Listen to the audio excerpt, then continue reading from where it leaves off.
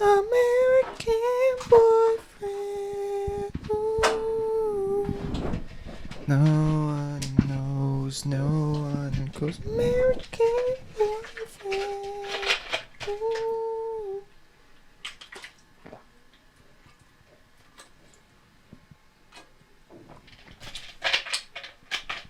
I'm thirsty. Please excuse the new background. I just don't want to use my desk right now because it is a mess. And also, it's just way harder setting up the whole thing for it. So we're here now at my awesome bookshelf. Today we're going to be talking about music, which I can definitely say with confidence that I'm an avid listener of. Whether I'm on the bus, in my own room, with friends or not, I'm always listening to it. Which is why I wanted to talk about it today. It's something that I've always wanted to really talk about on the channel, and maybe even for years. There's just so many artists that I want to talk about. And one of these artists is Masayoshi Takanaka. That sounded like I pronounced it like a football commentator.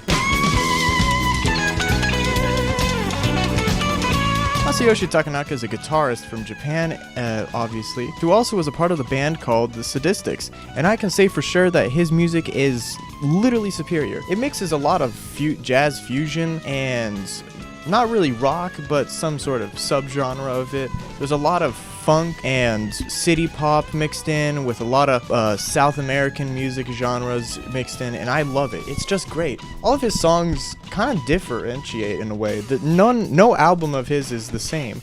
There might be similar elements, but it's all just great. His guitar is amazing. I just can't get enough of it. You might have actually heard of him because in recent times he's gotten quite the amount of attention. A lot of people, saw that video of him walking on stage with the guitar surfboard, and that, even though that's like an amazing clip, there's a lot to really see. I gotta say that the thing that got me into him was his compilation album All On Me, which I'm pretty sure popped up on a bunch of random people's For You pages, recommendation pages on YouTube, and I don't regret it because that was a really good compilation album. But I gotta say, my favorite album of his is probably all of them.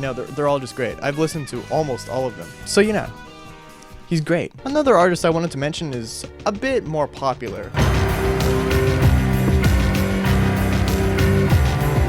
Bjork. I actually recently got into Bjork. I'd say maybe a few months ago. I started listening to her first couple albums and I was like, hey, this is pretty good. I like it a lot.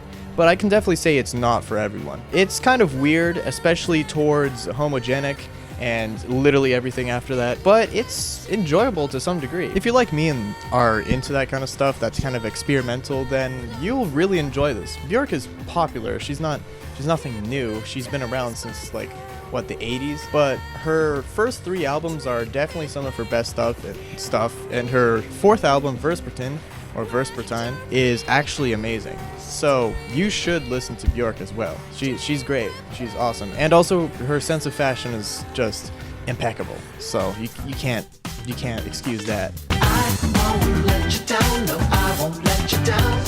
Next up, we have OK Go, which I would consider is sort of underrated. Their 2014 album, Hungry Ghost, is really fun, and I gotta say, definitely their music videos is actually where all the action is. I don't know if you've ever watched one of these, but if you have, you probably loved it because they're amazing. They're insane. You have a zero gravity music video, you have this whole contraption that takes place in slow motion, but the whole thing was filmed in 2 seconds. You have a marching band, you have a sort of other marching band across the city. You also have a bunch of other music videos, one that's sped up and stuff. They're really fun. I've listened to pretty much all of their albums. Only the first one I haven't really fully finished, and I have to say it's really interesting. My favorite one out of the bunch is definitely their 2010 album, The Color of the Blue Sky, was it? I don't remember. It's a long name. But I like it because it's sort of distorted, and actually apparently they received negative criticism for that, which is sort of strange considering they are a rock band, but who knows. Now let's talk about Gene Dawson.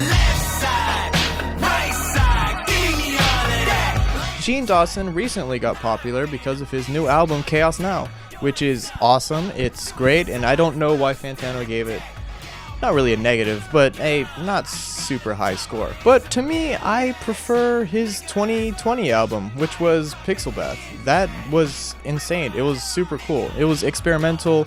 It combines a lot of shoegaze and hip-hop and just a bunch of other genres and does it in such a perfect way. It's hard to imagine he made it in such a small amount of time because the previous year he had released his debut mixtape, Bad Sports. So you can basically expect his next album to also be a random combination of 2 words. But Pixel Bath is great. I'm kind of addicted to this album. I always listen to it over and over again. There's no misses on it. It's just that great. If Fantano gave it like, I don't remember what it got, like a 7 or an 8, then you know it's good. No, I'm not saying Fantano's opinion is valid, but sometimes it is, so you know. Who is next?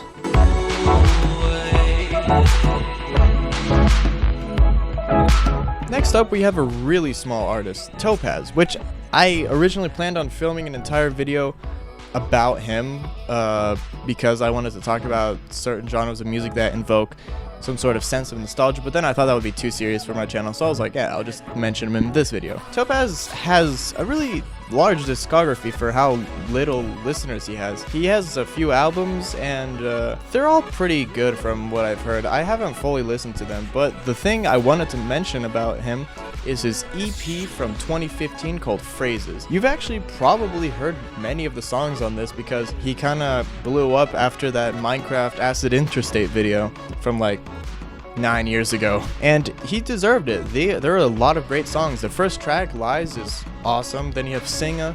Then you have like all the other tracks that I keep forgetting the names of, but always remember when I hear them. They're just so great, and that I just needed to mention him in this video.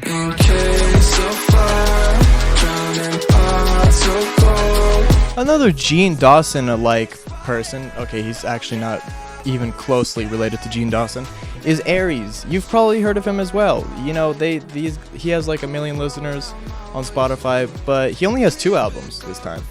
And his second album is really good. That's what I can say. I haven't listened to his first one. Believe in Me, Who Believes in You is this weird sort of, I don't even know how to categorize it because it's not hip-hop and it's not rock, and it doesn't really match genres like most of the other artists I mentioned so far, but it's fun. It's like indie alternative stuff. It's just enjoyable to listen to. It's an album that makes you happy when you listen to it, even if the lyrics don't really mean that much to you personally. You don't even have to relate to it. It's just a fun album.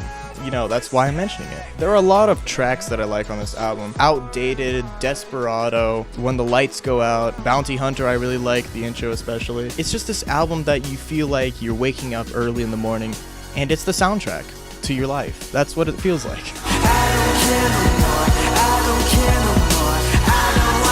Another album I wanted to mention is American Boyfriend, A Suburban Love Story. Yep, I went to Brockhampton. That was a weird jump. Kevin Abstract's second album, technically. I don't really know which album it is because he released something before that, but it's not on Spotify, which is kind of dumb. So I'll just go with it being his first album. All I can say is that this will make you cry. At some point. I don't know where. There's so many good tracks on here, and I kind of understand why Fantano gave this a lower score compared to his second album, I think it was. Whatever that one was called, like Oklahoma or something like that. Of course, as most artists I've mentioned in this video, it sort of mixes 2 different genres. In this case, it's a lot of rock and not necessarily R&B, but something along the lines of that.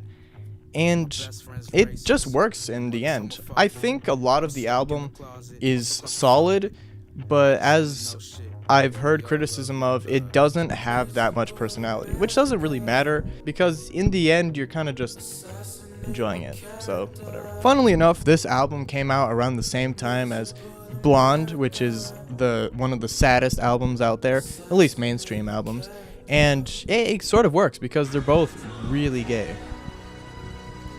But that just makes them that much better, so, you know, give it a listen. There are honestly so many artists out there that you should listen to, and there are a lot more that I want to talk about, because I just kind of wanted to make a little short video talking about albums that you should listen to. Speaking of which, here's some albums you should listen to. Red Hand Akimbo, Apollo 21, Faith, Dirt, 2022 Remastered. And yes, I am just reading my Spotify list. Mad Villainy, some rap songs.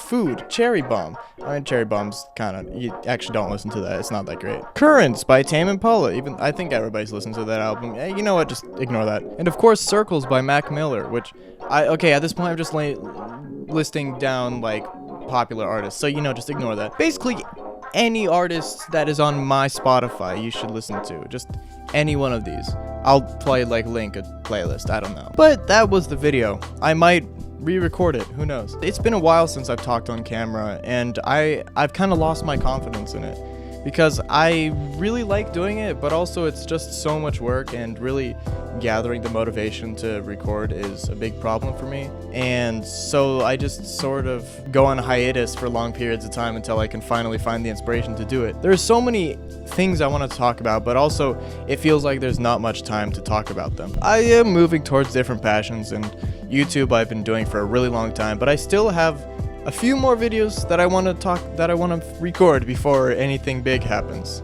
So I hope you enjoyed.